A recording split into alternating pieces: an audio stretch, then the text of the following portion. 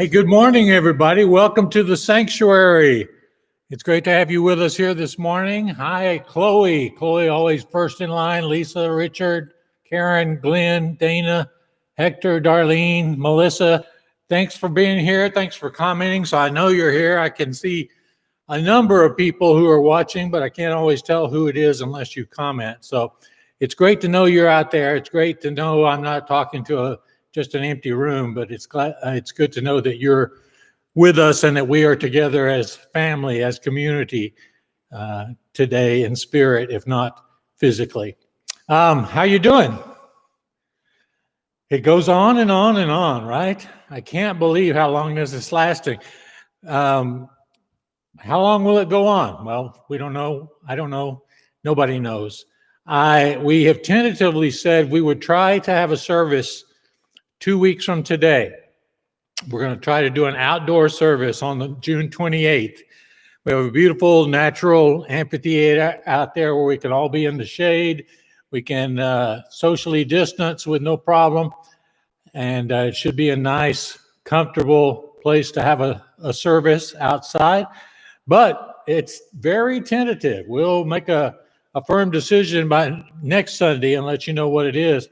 But you know, we haven't yet seen numbers begin to decline of new cases of the virus. So I'm hesitant. I want to make sure that everything is safe before we come back together, and don't want to cause anybody any stress on that front. So I'm not satisfied with the way things are. I know you're not satisfied with the way things are, but we can't always change our circumstances. We can only change the way we address them and face them. So in the meantime, we'll continue to do our live stream here. Next Sunday is Father's Day. We'll have a special Father's Day message for you. I hope you'll be back for that. Join us on Wednesday nights at 7 o'clock. We've been having a great time on our Zoom calls. This week, we had everybody share a photograph or something in their house that means something special to them and tell us a little bit about it. I have really enjoyed the past 5 or 6 weeks of our Zoom chats because on Sunday morning, I get to say, most of the time I get to say, hey, how you doing? Good to see you, as I shake hands with somebody. It's been great to hear your stories, to hear some of your background, to hear some of the things that make you tick. And so I invite you to join us, all of you, join us Wednesday nights at 7 o'clock. You should, if you're on our email mailing list, you should be getting the link each week. And all you have to do is click on it, and you'll automatically be taken into our Zoom room where you can see and be seen and be heard by everybody else that's on the call. You can share a little bit of your story, and it's a great time. I wouldn't trade it for anything. So please join us Wednesday night. All right. Also, I won't spend much time on it this morning. We may talk about it more next week.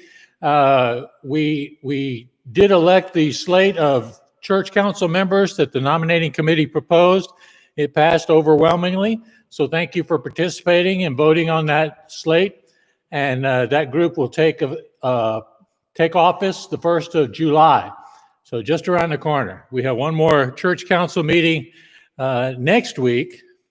And we will invite those new members to also be part of that meeting to get prepared for their taking office in July. So thank you for always keeping us in mind. Thank you for continuing to support the sanctuary with your presence here online, with your financial gifts. That is so great that you continue to do that. And I don't have to harass you about it. That's great. I know you love this place. I love this place. And we're all in this together. So let's continue to face the future and look forward with hope to what God is going to do in the sanctuary tomorrow and in the days to come. Into the message, shall we? I like history, sort of. I like a certain kind of history.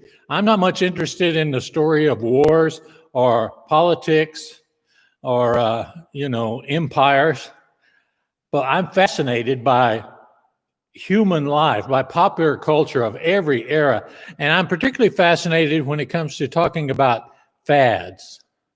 Fads are things that spring up seemingly out of nowhere, and everybody all of a sudden has to do this or buy this or go there because it's the hot thing right now.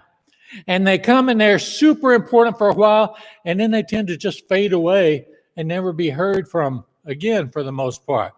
How many of you watching this morning had a CB radio in the 70s? They were huge. Everybody had to go out and put a CB radio in their car, whether they needed one or not. And we all had to learn breaker, breaker 19. You got your ears on good, buddy? We had to learn the lingo. We got a Smokey taking pictures at exit 512. It was so crazy how hot that was for a while. There were songs about it, movies about it. Did you have one? I bet some of you did. How many of you probably won't get as many volunteers for this. In the 70s, how many of you went streaking? Yeah, I know there's some people watching here that went streaking. I was in college when that was a big craze, and you just never knew when that was going to happen, when you were going to see somebody running across the campus with no clothes on. How many of you have ever stood in line or got in a fight to buy a Cabbage Patch doll? Do you remember the hysteria that surrounded those? If you don't, maybe you remember the one that came a little bit later when everybody had to go get a Tickle Me Elmo doll. And there were fist fights breaking out in stores because toy stores would only get a certain number of them. And people would literally get in fights over a toy. Another fad, we have a couple of plastic tubs full of Beanie Babies. I thought these would set me up for retirement. I thought I would be wealthy by now. You know what Beanie Babies are worth now? Nothing. You could take them out, cut them open and eat the beans maybe and get something out of them, but they're not worth anything. But for a while, you had to get them. They were the latest fad. Or just a couple of years ago, remember when everybody was planking? Where you hold yourself horizontal on your elbows and your forearms and see how long you could stay there. Remember that? I don't. I never did that. I can't plank. But I know a lot of people did, and they did it in some very unusual and odd places. There's still fads all the time. I wonder, in 40 years from now, there's going to be a lot of kids saying, Grandma, why are all your old pictures selfies? And why are you always doing duck lips in all your pictures? That's a fad. It's a fad to take pictures of ourselves. And it's a fad especially to do this face. I don't know why. I don't know who decided it. We all look better if we do duck lips. Let's try it. Don't work, does it? No, I don't like it. But fads come and go, and they catch our imagination, and then they vanish. You may remember 3 or 4 or 5 years ago, there was a huge fad that came along. It was called the Ice Bucket Challenge. Remember this? People would dump a large bucket of ice and water all over themselves, and they would issue the challenge to some of their friends. And they would say, I challenge my brother-in-law, so-and-so, to do the Ice Bucket Challenge. And the purpose was to raise money for charitable causes. And the focus came to be on ALS, or Lou Gehrig's disease. And it raised a ton of money for Lou Gehrig's disease. It went viral. Thousands of videos flooded the internet. Get on YouTube and look for funny Ice Bucket Challenge videos. You can spend a long time watching them. And I remember seeing one at the time on America's Funniest Videos of a little girl that was standing in the bathtub. And she was so excited because she was going to do this Ice Bucket Challenge. And her sister, her big sister, is egging her on, holding the camera. And the little girl says, I challenge so-and-so to do this Ice Bucket Challenge. And then she starts to lift the bucket, and you can just see on her face, all of a sudden she goes, what in the world am I doing? And then she starts to cry, and she said, I don't want to do it. I know that feeling. It's the cutest thing in the world. I can't find it now to show. Let me repeat that because I'm having some connection issues here. More than 75% of the people who did the Ice Bucket Challenge never donated any money. 53% of those people didn't even know what it was raising money for. Now, you know what that means? That means there were thousands of people pouring ice water on themselves because thousands of other people were pouring ice water on themselves. Now, what would your mother say about that? My mother would say, if everybody else was jumping off a cliff, would you go do it? Well, the answer, unfortunately, is sometimes yes. Sometimes we do things not because they make sense or because they're going to fulfill some need in us. We do them because that's what everybody else is doing. That can apply even in matters of faith. If I sat you down at a table and I put a tray in front of you, and on that tray were all the elements of your faith, your religion, every practice, every ordinance, every belief, every tradition, how much of what would be on your tray is because of what other people are doing or saying? And how much of it would be there because of your own personal experience with God? About many of those things, how many of those things could you say, well, I believe this because everybody else believes it. I believe this because I grew up in a church where this was talked about all the time. Or I pray like this because that's how I've always heard people pray. And so we end up saying, oh, thou heavenly Father, thou knowest our hearts. You don't talk like that. I don't talk like that. People may have talked like that 400 years ago when the King James Bible was written, so we think we got to talk like that to talk to God? How many of the things on your tray of faith are there because somebody else did it or said it? There's a prime example in the Bible of what happens when faith is determined by what everyone else is doing. It's in Exodus chapter 32. Moses is up on Mount Sinai. He's getting the 10 Commandments from God, directly from God. And the only person up there with him is Joshua, his right-hand man. And the Bible says Moses was up there for 40 days and 40 nights. That's what the Bible always says, 40 days and 40 nights. Just once, I would like it to say 40 days and 17 nights. But anyway, it's 40 days and 40 nights. And in his absence, the Israelites got restless. They didn't know what to do because they couldn't see Moses. And when they realized Moses was taking forever coming down from the mountain, they went to Moses' brother Aaron and said, do something. Make gods for us who will lead us. That Moses, the man who got us out of Egypt, who knows what's happened to him? Now, I love the way they say that. Hey, that Moses, they didn't say our friend Moses, our relative, our leader Moses. They just said, hey, where's that Moses? That Moses guy. Where is he? We don't know what's happened to him. He might be dead. He might have gone back to Egypt. Do something for us. Make us some gods to worship.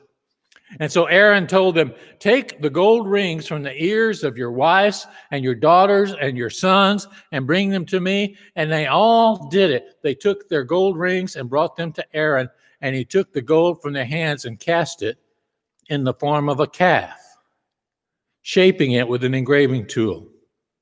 The people responded very enthusiastically, the Bible says. They began to shout, these are our gods, people. These are the gods that brought us out of Egypt. And Aaron looked at the situation and thought, I better build an altar in front of this calf so we can at least pretend like we're doing something holy here. And he announced, tomorrow is a feast day to God. And early the next morning, the people got up and they offered burnt offerings and peace offerings to God, and they sat down to eat and drink, and then it began to turn into a wild party. A wild party. You know what often happens at church services.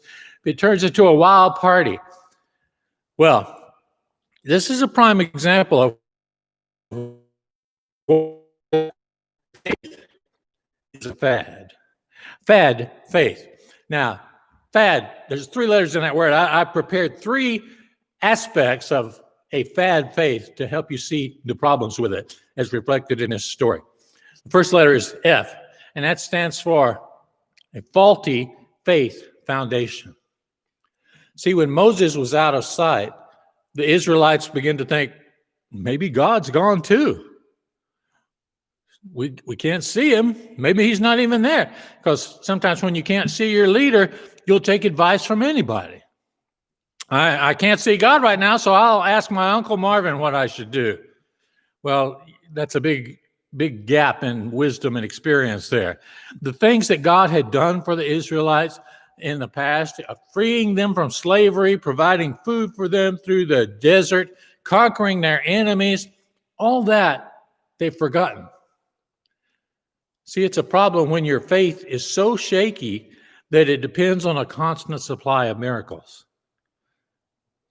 Jesus talked about how blessed people are who don't need a miracle to believe. Their faith is not dependent on seeing some sort of magical trick. But there's another problem here as well. The Israelites were looking at Moses as if he were God. They said, where's Moses, that guy that brought us out of Egypt? There's always danger when you look to another human being to solidify your faith in God. No matter how big a church he has, no matter how many bestsellers he's written, or how fancy his suits are, or how perfect his hair is, he is not divine. He is a flawed human being, just like you are. And all he can really offer is some thoughts on what God is like. To just say, here's something about God you may have never thought about before. But that preacher, that teacher, that writer, no matter who they are, they cannot fix you. See, I wish I could say a prayer. I wish I could wave my hand and fix all your problems. I can't. I have to spend most of my time trying to fix me with God's help. I can't fix you. I can pray for you. I can think about you. I can encourage you, but I don't have any power to fix your life. No human being can fix your life, but God can. So don't put your faith in other human beings to fix you, to address the problems that you have. And by the way, let me just toss this in there for free. Believing something does not make it true. You can believe wholeheartedly in something and be way off the mark. It's astonishing to me that in 2020, there still exists an organization called the Flat Earth Society. And it has hundreds of thousands of members who believe that the earth is not round, it is flat. There are organizations that have thousands and thousands of parents, misguided parents, who believe they should not get their children vaccinated. They have bought into some bogus thinking and said, well, no, I believe this. I believe this wholeheartedly. You are gambling with the lives of your children. If you don't want a fad religion, don't have a faulty faith foundation. Well, the next letter in fad, the middle letter is A, and that stands for Aaron's arrogant accident. See, remember when God called Moses back in Egypt and said, I want you to lead my people out of slavery to a promised land. And Moses tried to get out of the job. He said, I don't speak well. Why don't you get my brother Aaron? He would be a much better leader. Ha! Some leader Aaron turned out to be. Look how quickly Aaron caves in when Moses is out of sight and the people start raising a ruckus. A religious leader who always gives people what they want is not going to produce good results. Just like a parent who gives their child anything the child asks for, that kid is not going to turn out to be a very good human being. We have to, a leader has to take strong measures. No, that's not right. And Aaron heaved. He crumbled immediately when the people began to speak up. He did, however, take up a heck of an offering. Gold earrings from the wives and daughters, and hey, it says even from the sons. You think guys wearing earrings is new? No. They gather all this gold up, a substantial amount of gold, and Aaron shapes it into a golden calf. Now, why a calf? Why a calf? I don't know the answer, but I do think this might be the reason why money is called moolah. It's moolah. No, seriously, people's reaction was amazing. They said, look, this is our God. You see how crazy that is? To build something and then worship the thing that you have built? How could you ever worship something you have built? It's not like we would ever worship our fancy homes or our fat bank accounts or our perfect picturesque families or our pristine reputations. Oh, wait. It's wrong to worship something you create. We are only called to worship something that is infinitely larger than ourselves, and that is God. So Aaron builds an altar, and he tries to relate this idol to God somehow. He tries to make something sacred out of the profane. He makes one mistake, and then he compounds it by trying to sanctify what he's done. So the people show up for a feast day, and they make their sacrifices, and then that wild party breaks out. It's so noisy up on the mountain, God tells Moses, you hear what's going on down there? The people are just going crazy. They're having a drunken orgy and dancing around an idol. And God tells Moses, you know what? I think I'm just going to wipe them all out and start over again. And it's interesting to me that Moses talks God out of it. It says, give them another chance. Moses did this multiple times, but God was ready to start over. to consider the Israelites a glitch in the program and come out with version 2.0. But Moses said, give them another chance. Another interesting note here, although the Israelites could not see God at this moment, God could certainly see them. Just because you're not always feeling the presence of God at any particular moment doesn't mean he has deserted you. There's a saying I always liked, and it is, if God seems far away, who do you think moved? God didn't move away from you. You may have moved away from God. And so Moses starts down the mountain, and Joshua says, listen to that racket. That sounds like a war going on. And Moses says, no, it's not a war. It's a party. It's a party. When they get far enough down the mountain, he can see what's happening. He gets so angry that he takes those stone tablets that he has painstakingly inscribed with God's commandments, and he shatters them. He throws them down and they shatter. And Moses becomes the first and probably the last person to ever break all 10 commandments at one time. But it's interesting that one of those commandments on that tablet says, nobody should ever make an image of an animal and bow down to it or worship it. When Moses chastises Aaron, Aaron tries to claim that this is hilarious. He says, well, we put the gold in the furnace and it just came out that way. Yeah, right. Just came out that way. That's like saying, and really, Jesus appeared on my grilled cheese sandwich. Even more far-fetched to believe, though, I think that the gold came out of the furnace shaped like a cow. Aaron's arrogant accident was in thinking he could take an act of purely selfish pleasure and make it part of his religion. Well, you don't want to have a fad faith. Let's look at the last letter in the word fad. D stands for the dusty drink of disgrace. Moses has a very unusual punishment for the people who have sinned against God in such a grievous manner here. He pulverizes the gold into dust, and then he mixes it with water, and he makes the people drink it.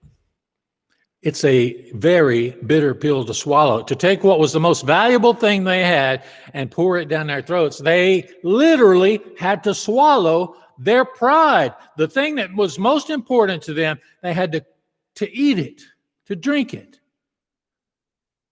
to lose it forever. See, our faith, our religion is supposed to determine how we act.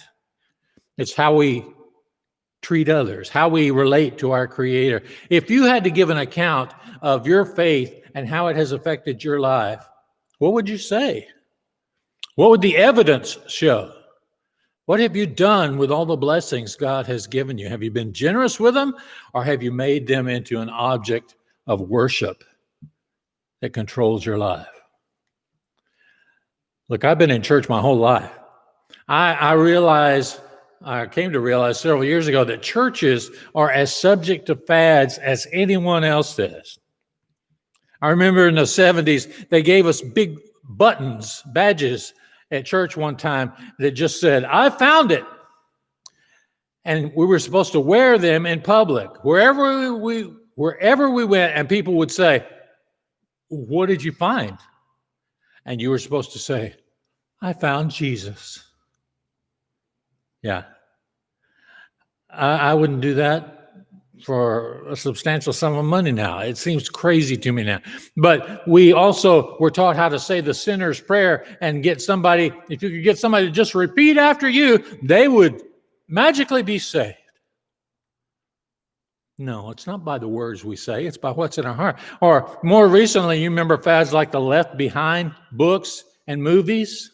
Everybody had to get on that train. Or the Prayer of Jabez was the hugest book in the world for a couple of years. Or anything called The Purpose-Driven Something was a bestseller. Did you have a little bracelet that said WWJD? What would Jesus do? Those were super hot fad for a time. But even something as you would think is ingrained in church as the altar call. You know, when they play 12 verses of Just As I Am, and the preacher says, we're just going to play one more verse, every head bowed, every eye closed. If you want to make your decision for Christ today, come down the aisle. You know what? That's a fad. That didn't exist before the late 1800s when some evangelists came up with the idea of having people actually come down the aisle to be saved. Jesus didn't do that. It's not in the Bible. It's a fad. And so a lot of these things are excused by people saying, we're going to do whatever it takes to reach people. That's exactly the strategy that Aaron used. Whatever it takes to reach people, even if we have to make a golden calf and let them dance around it, what harm could it do? Yeah. Back to that tray I placed in front of you. Now that we strip away all the elements of your faith that are just based on tradition or what everyone else was doing or fads of the moment, what's left? For the Israelites, after this incident, what was left was God. God was still there. He still had a plan for them. He still had things to share with them. And that should be on your tray. He should be there. He is there. He loves you. He has a plan for you too. He wants you to love everyone else. And you know what? If that's the only thing that's left on your tray, you have plenty to work on. Don't put your faith in the ideas of human beings. Don't put your faith in the fads of today or the fads of your youth. Just because they started 50 years ago doesn't mean they're right. Put your faith in the one who rescued you from your chains. Put your faith in the one who wants to guide you to a beautiful, promised land of abundant life. That's it for me today. Be back here next Sunday morning for Father's Day message. Thank you. I love you all. Love wins.